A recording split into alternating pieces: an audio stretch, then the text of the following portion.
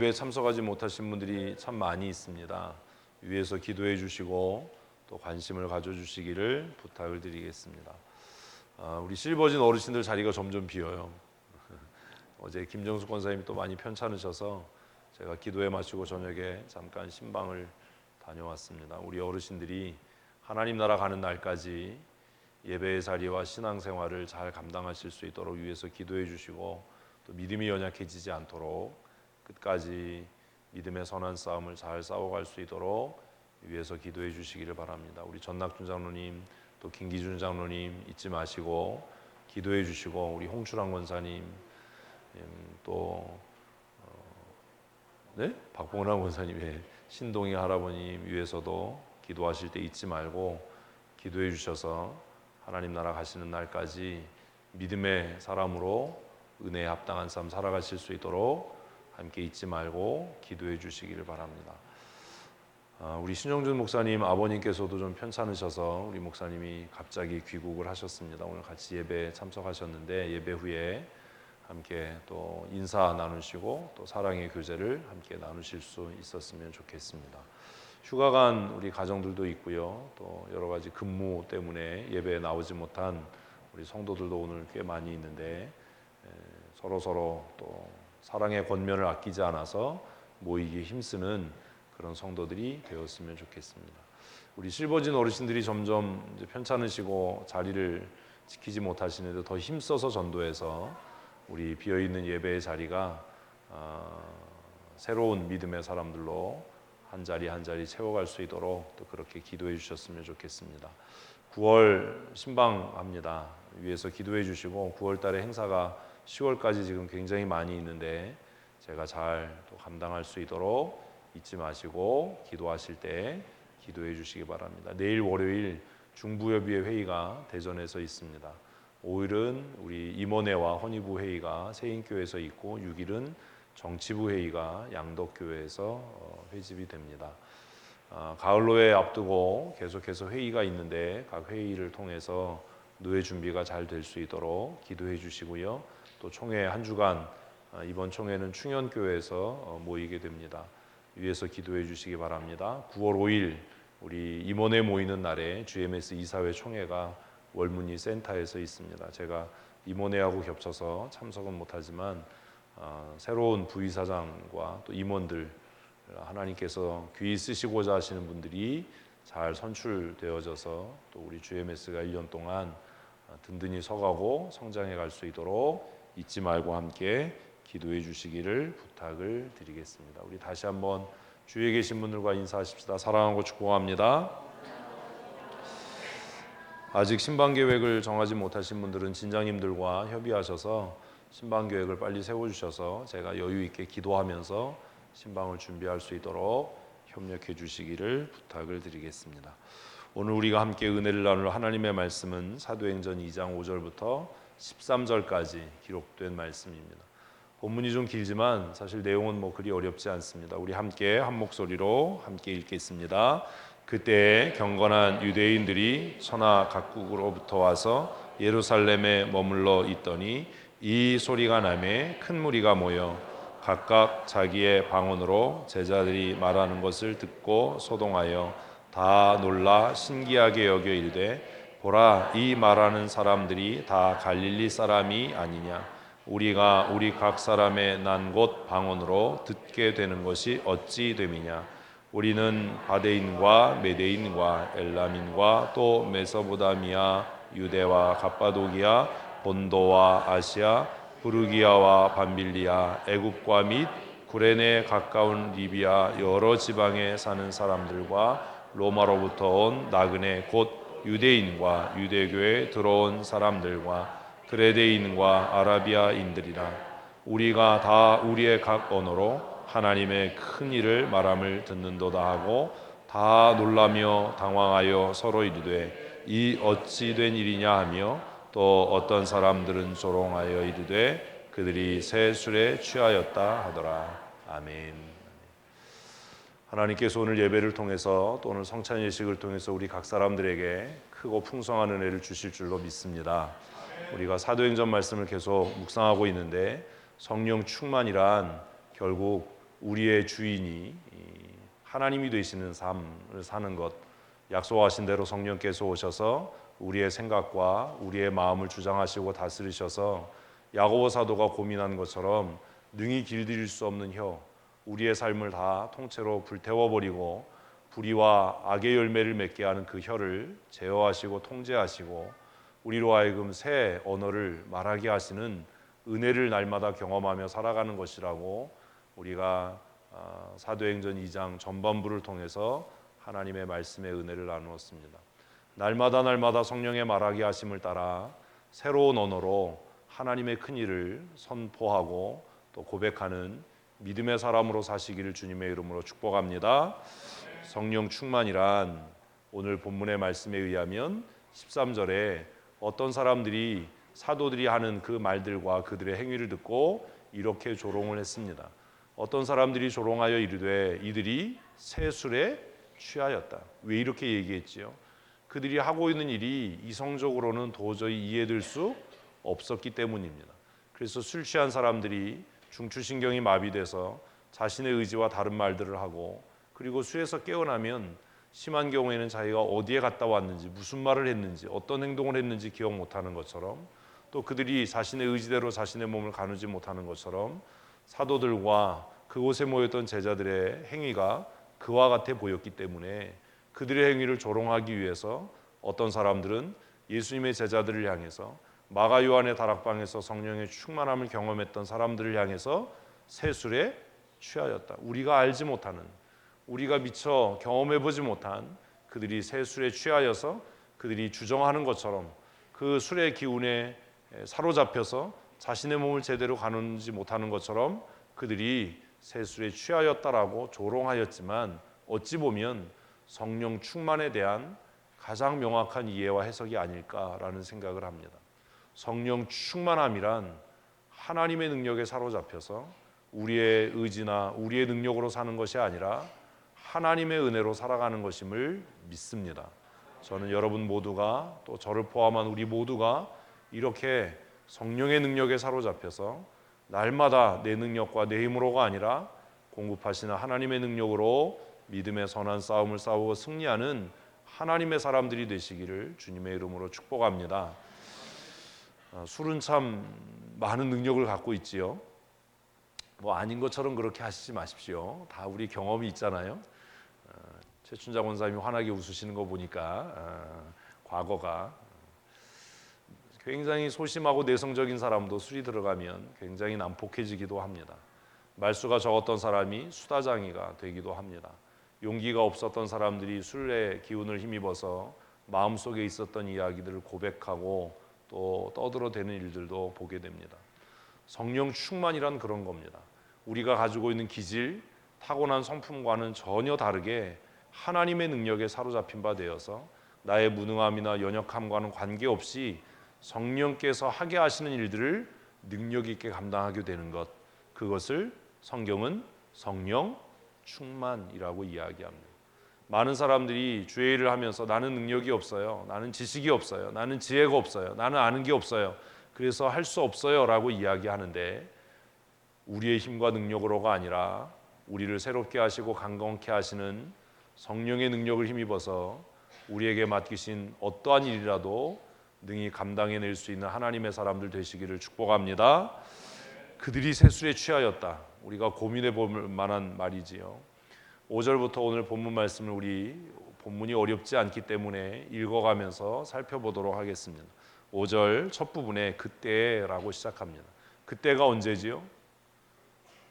대답을 빨리빨리 하셔야 됩니다. 그때가 언제예요? 오순절 날이지요. 또 우리 본문을 묵상한 대로 살펴보면 제자들이 성령의 충만함을 덧입었을 때에, 그때에, 다시 이야기하면 성령께서 임재하셨을 때, 성령께서 임하셨을 때라는 말입니다. 우리의 삶에 날마다 성령께서 임하시는 그 풍성한 은혜를 경험하고 누릴 수 있었으면 좋겠습니다. 그래서 매일 매 순간이 성령이 임하시는 순간, 성령이 나를 강권적으로 지배하시는 그 순간이 되어서 날마다 우리의 삶에서 그때를 경험하는 하나님의 사람들 되십시다. 그때에 본문의 흐름대로라면 오순절 날에라는 말이 될 겁니다. 그 오순절에 그 뒷부분을 읽습니다. 경건한 유대인들이 천하 각국으로부터 와서 예루살렘에 머물러 있더니. 경건한 유대인들은 누구지요?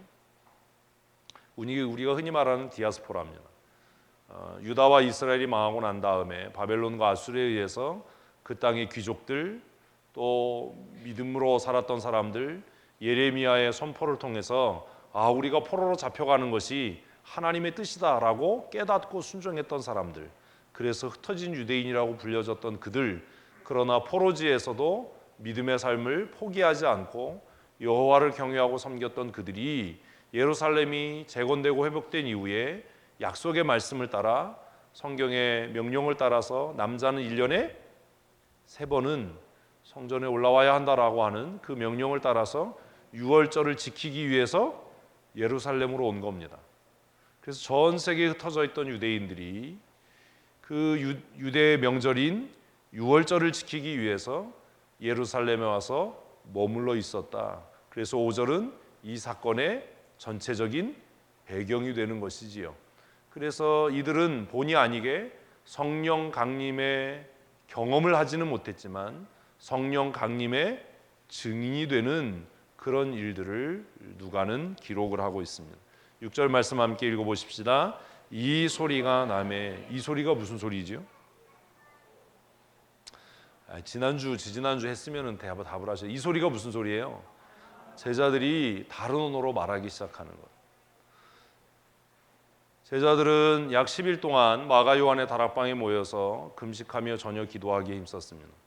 그러나 이 본문의 말씀을 통해서 우리가 미루어 짐작할 수 있는 것은 그들은 그 10일 동안 큰 소리로 기도하지는 못했던 것 같아요. 왜요? 겁났으니까요.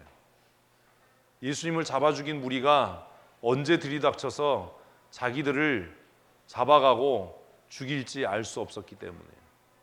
그런데 성령께서 그들에게 임하셔서 불의 혀같이 갈라지는 것이 각 사람 위에 임하고 그들이 성령의 충만함을 덧입었을 때 그들은 어떻게 했어요? 큰 소리로.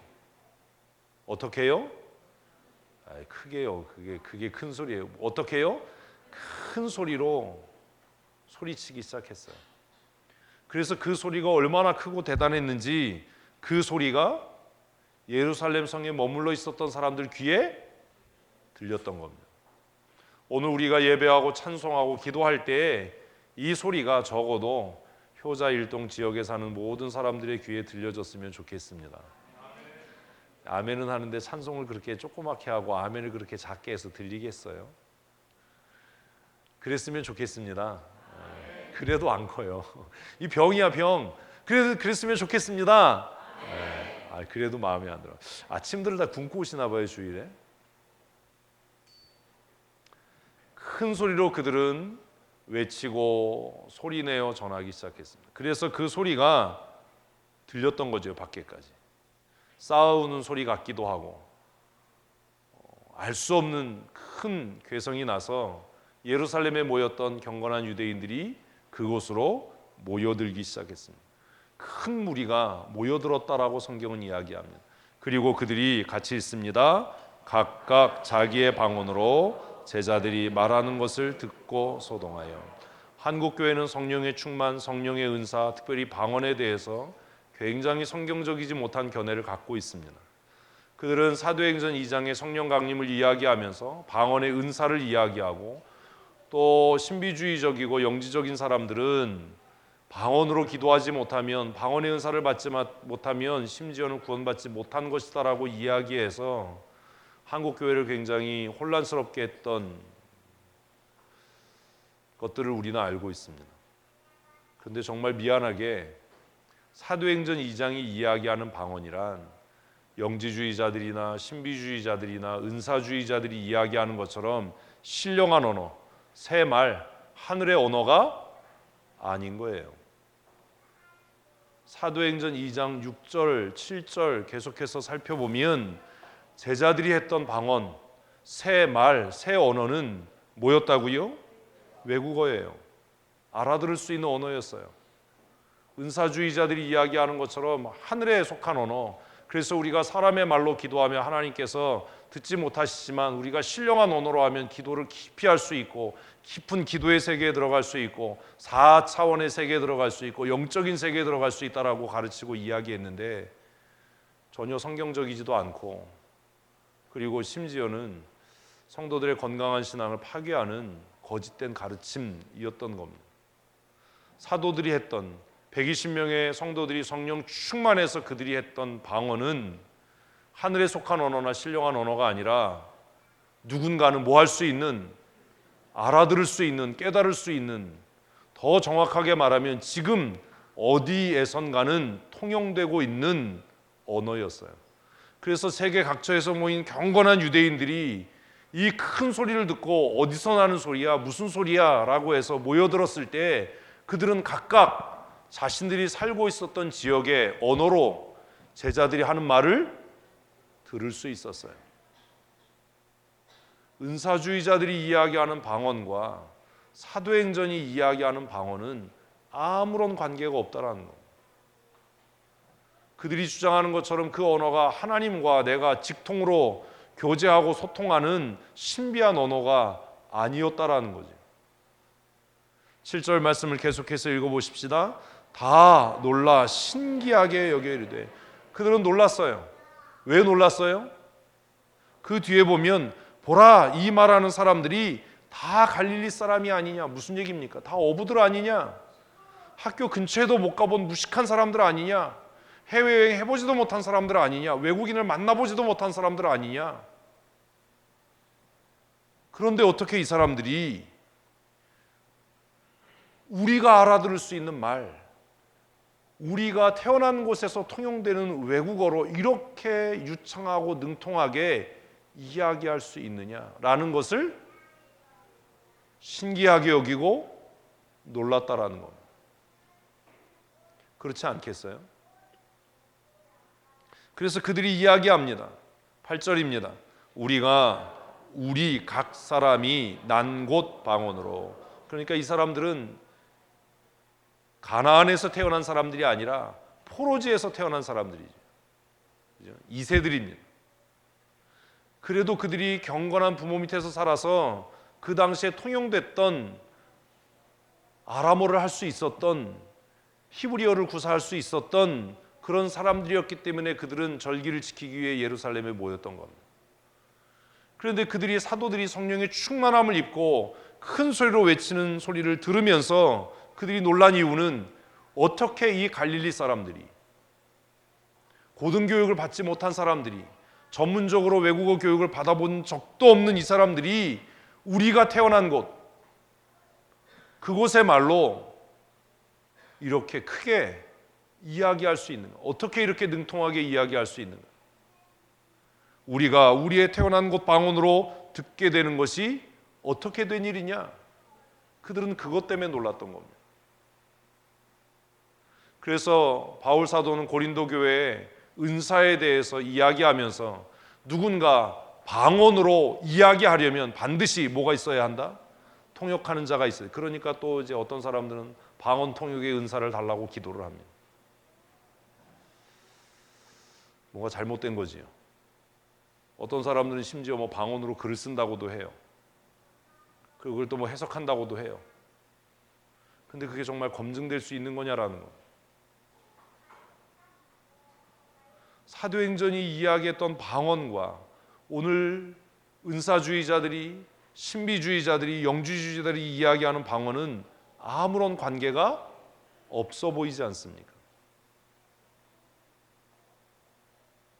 그리고 그들은 계속해서 9절에 이렇게 이야기합니다. 우리는 다 바데인과 메데인과 엘람인과 또 메소포타미아, 유대와 갑바도기아, 본도와 아시아, 부르기아와 밤빌리아, 애국과 및 구레네에 가까운 리비아 여러 지방에 사는 사람들과 로마로부터 온 나그네 곧 유대인과 유대교에 들어온 사람들과. 그러면 120명의 제자들, 사도들을 포함한 120명의 성령 충만했던 사람들이 한 가지 언어로 이야기한 게 아니었던 거예요. 성령 하나님께서 각 사람에게 각양의 언어를 구사할 수 있는 은혜와 능력을 즉각적으로 주셔서 지금 나열된 곳이 도대체 몇 곳입니까? 그리고 또 쉬려고 그러지 말고 그럴 땐 간단하게 얘기하면 돼요. 많아요. 많아요.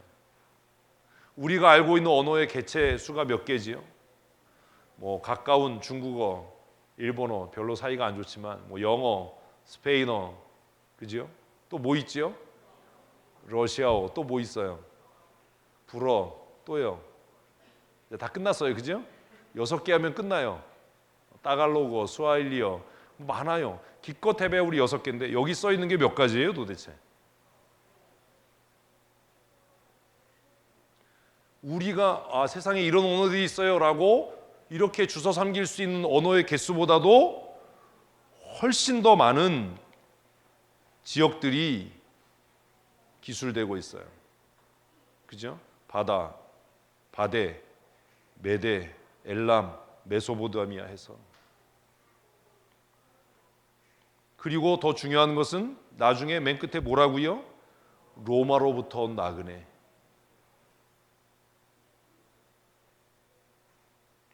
더 놀라운 게 뭔지 아세요? 그들이 유대인이었다면 그 지역의 말에 능통하지 못할 수도 있겠다라고 감안할 수 있잖아요. 그런데 10절 마지막 부분에 보면 곧 유대인과 유대교에 들어온 사람들과, 유대교에 들어온 사람들은 누굽니까? 이방인입니다. 이방인들, 그 지역 사람들이에요. 우리식으로 얘기하면 초등학교 근처에도 못 가보고 평생 공부를 해본 일도 없는 사람들이 어느 날 성령 충만해서 미국 태생인 사람이 너무나 명확하게 알아들을 수 있는 영어를 구사해서 말하는 겁니다. 외국에 나가본 일도 없고 여권도 없는 사람이 어느 날 기도 중에 하나님의 은혜를 받고 유창한 프랑스어를 구사해서 말하기 시작하는 겁니다.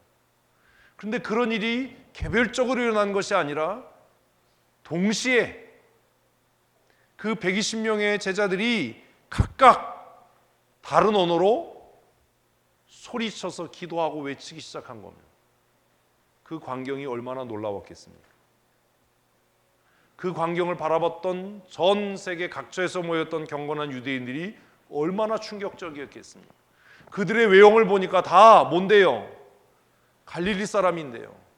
이들이 다 갈릴리 사람이 아니냐라고 얘기했던 걸 보면 그들이 입었던 행색이 어떠했는지 우리는 충분히 이해할 수 있습니다. 피부는 검었을 거고요. 손은 거칠었을 겁니다. 그리고 입었던 옷은 그렇게 화려하지 못했을 겁니다.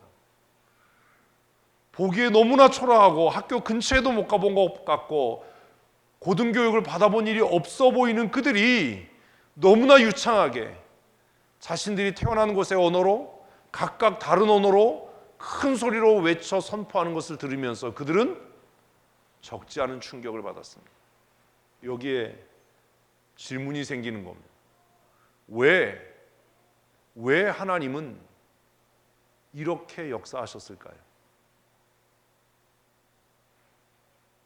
너희가 몇 날이 못되어 아버지께서 약속하신 성령을 받을 것이다 약속하시고 예수님께서 이곳을 떠나지 말고 성령이 너희에게 임할 때까지, 그리고 성령이 너희에게 임하시면 너희가 권능을 받고 복음의 증인이 될 거다라고 말씀하신 그 약속대로 성령께서 오셔서 하셨던 일은 그들이 지금 당장은 세계를 향해서 나가지 못하지만, 땅끝을 향해서 나갈 수 없지만 땅 끝에 있었던 사람들이 그곳에 모였을 때에 그리스도의 구원의 복된 복음의 소식, 하나님의 놀라운 구원의 역사를 선포하도록 하기 위해서 그들에게 특별한 은혜를 주신 것이지요.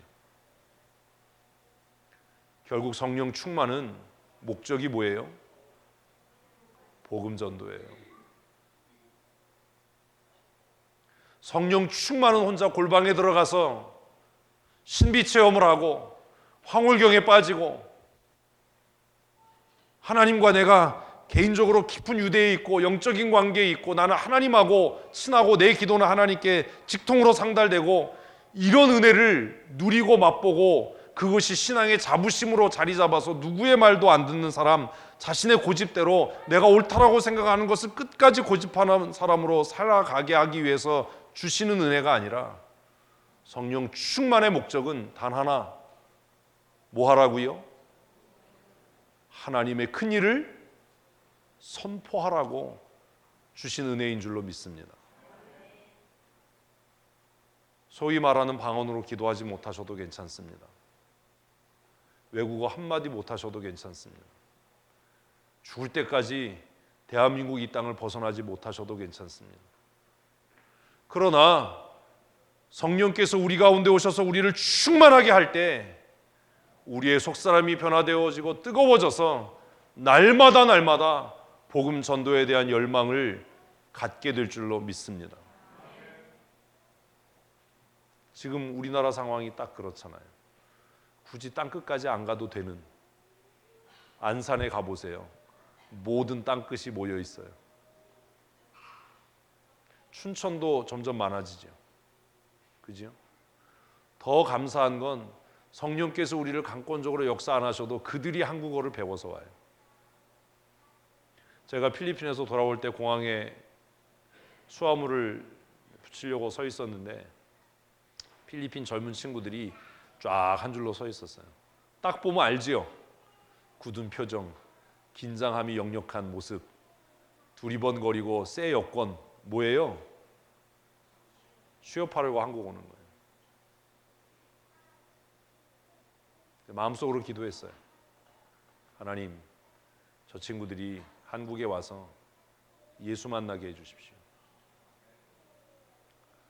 좋은 사업주 밑에서 원하는 대로 경제적인 안정도 누리고 영혼의 구원도 얻는 그런 은혜 주십시오. 참 안 됐잖아요. 가끔 공항에 가면 산업연수생으로 들어오는 젊은 친구들이나 또 취업하기 위해서 들어오는 우리 동남아의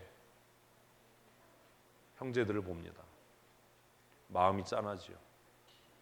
그리고 생각합니다. 하나님께서 우리에게 복음 전도의 길을 이렇게 열어주시는 것은 아닌가. 중국 선교사들이 다 철수했습니다. GMS 본부에서 고민이 참 많습니다. 어떻게 재배치할 거냐.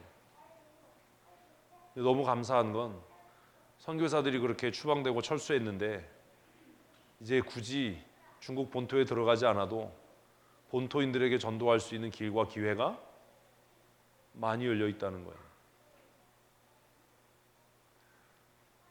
추방당한 선교사님 중에는 화교교회 담임 목사로 청빙되어 가는 그런 일들도 생겨지고 있습니다. 그리고 그분들은 한국교회가 갖고 있는 선교적인 비전과 열심을 화교교회에 가르치고 심는 일들을 지금 하고 있습니다. 저는 화교교회가 세계 복음화를 위해서 큰 일을 하게 될 거라고 믿습니다. 그리고 그 배후에 우리 GMS 선교사님들이 하나님 앞에 쓰여질 줄로 믿습니다. 제주도에도 중국인들을 위한 신학교가 있습니다. 본토에서 나와서 관광비자로, 제주도는 입국이 쉽잖아요. 그곳에 머물면서 신학 공부를 하고 영성 훈련을 하고 선교 훈련을 받고 본토로 돌아갑니다. 지난번에 갔을 때 잠깐 그 학교에 이렇게 들러서 살펴보고 왔던 일이 있었는데, 하나님께서 우리에게 내 개인의 믿음의 유익과 또 신앙의 성숙함을 위해서 은혜와 은사를 주시기도 하지만 하나님께서 우리에게 성령의 충만함과 은혜를 주시는 목적은 단 하나입니다. 그 은혜를 헛되게 구하지 마십시오. 하나님이 주신 은혜가 우리를 영적으로 교만하게 하거나 하나님의 말씀에서 떠나게 하는 올무가 되지 않았으면 좋겠습니다. 소위 은사를 경험했다라고 하는 사람들은 말씀을 멀리합니다. 성도들과의 교제를 단절합니다. 그리고 자기만의 신앙세계에 빠져서 자기만 하나님을 사랑하고 자기만 믿음이 좋고 자기만 신앙이 좋은 것처럼 살아가는 오류를 범하는 것들을 어렵지 않게 봅니다. 누가 권면해도 듣지 않습니다. 왜요? 스스로가 생각하는 거죠. 나 하나님과 직통교제하고 있다라고 생각하는 겁니다. 과연 그러냐? 사도행전을 읽어보면 성경은 절대로 그렇게 이야기하지 않는다는 거예요. 11절 말씀을 같이 읽겠습니다.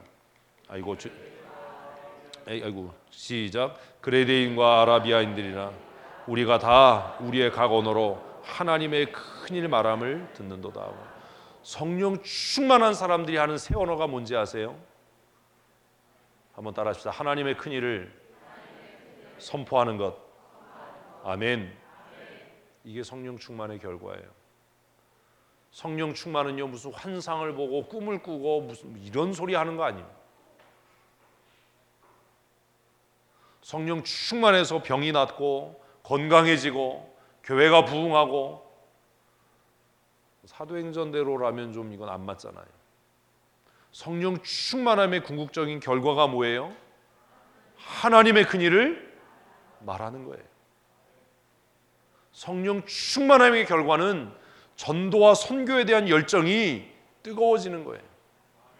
우리를 둘러싸고 있는 환경이나 우리의 능력과는 전혀 무관하게 우리 안에서 역사하시고 우리를 통해 일하시기를 원하시는 성령 하나님의 능력에, 그 권능의 손에 사로잡혀서 시도 때도 없이 무엇을? 하나님의 큰일을 말하는 거예요. 모함하고 험담하고 자기 자랑하고 비난하고 정죄하는 일을 그치고 당짓고 싸우는 일을 멈추고, 때를 얻든지 때를 얻지 못하든지 하나님의 큰일을 선포하고 말하는 사람이 성령 충만한 사람입니다. 교회는 태생적으로 선교적 사명을 가지고 있습니다. 우스갯소리로 이야기하면 가장 위대한 1호 선교사는 예수님 아닙니까? 하나님 아버지의 보내심을 받아서 이 땅에 우리와 같은 죄인의 모습으로 오셔서 죽기까지 우리를 사랑하시고 그 모든 것을 내어주신 그분이 우리가 따르고 본받아야 할 큰 스승이고 가장 위대한 하나님의 나라의 사명을 감당했던 선교사 아닙니까? 제가 지난주에도 우리 100기 훈련생들 면접을 했어요. 제가 선교사들에게, 선교사가 되고자 하는 후보생들에게, 또 파송돼서 나가고 심의받는 선교사들에게 그렇게 이야기합니다. 이번에도 물었어요. 선교가 뭐라고 생각하냐? 막 장황한 얘기하려고 그래요. 저는 그럼 딱 얘기해요. 개뿔 같은 소리 하지 말고 핵심만 얘기해라. 그럼 놀래요. 뭐 하나님이 뭐 어쩌고 이런 소리 하려고 그러면 그만, 그런 쓸데없는 소리 하지 말고 네 생각을 얘기해라. 책에서 읽은 소리 하지 말고 강의에서 들은 소리 하지 말고 네 생각을 얘기해라. 선교가 뭐냐? 말 못해요. 아마 그것 때문에 놀랬을 거예요. 개뿔 같은 소리 이것만 들렸을 거예요. 아니 이분이 누군데 이런 소리를 하지? 누군지는 다 알죠. 면접하기 전에 이제 이사들 다 나가서 소개하고 하니까 제가 제일 먼저 묻는 게 그거예요. 선교가 뭐라고 생각해? 그럼 뭐 하나님부터 시작해서 뭐 읽은 책에 있는 거 다 동원해가지고 얘기하려는. 왜냐하면 제가 너 안 돼 그러면 훈련 못 들어오거든요. 제가 이제 몇 마디 들어보면 알잖아요. 그래서 뭐 하나님 이러면 제가 그래요. 개뿔 같은 소리 하지 말고 네 생각을 얘기해. 그러면 눈이 동그래져서 쳐다봐요. 그리고 눈만 껌뻑껌뻑거려요. 빨리 얘기하라니까. 선교가 뭐야? 복음을 뭐 어쩌고 저쩌고 됐어. 선교가 뭐야? 이제 자기가 할 거 다 하는 거예요. 뭐 단기 선교 퍼스펙티브 책 읽은 거 뭐 온갖 걸 다 동원해가지고. 이 병이 심한 애들은 선교대학원 나온 애들이 더 심해요. 뭐 학적으로 뭐 그런 소리 하지 말고 선교가 뭐야? 자기가 하는 거 다 얘기하는데 고만 그리고 선교가 뭐야? 선교가 뭐라고 생각하니까 이제 할 말이 없는 거예요. 눈만 껌뻑껌뻑거리고. 그 제가 한마디 해요. 제가 뭐라고 그러게요? 선교는 가서 그냥 같이 사는 거야. 누가 그랬던 것처럼? 예수님께서 그러셨던 것처럼. 같이 사는 거야. 제자들과 함께 같이 삶을 나누셨던 것처럼. 그냥 그 갈릴리 호숫가를 그렇게 거니셨던 것처럼. 특별하지도 않고 특수하지도 않고. 제일 훌륭한 선교사가 어떤 선교사인지 아세요?